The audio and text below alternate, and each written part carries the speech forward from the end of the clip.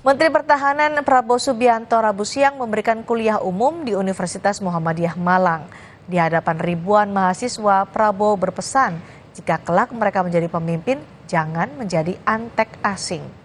Kuliah umum Prabowo Subianto digelar di Dom Universitas Muhammadiyah Malang. Setelah menandatangani MOU antara Kementerian Pertahanan dan Universitas Muhammadiyah Malang, Prabowo memberikan kuliah umum di hadapan mahasiswa baru.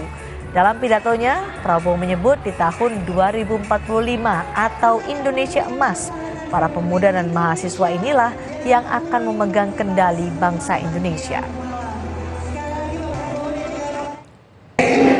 Saya titip, kalau nanti kalian jadi orang, jangan kalian hianati rakyatmu.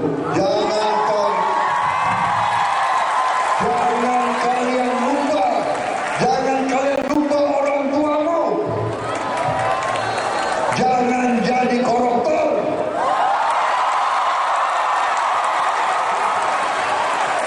Jangan jadi antek asing.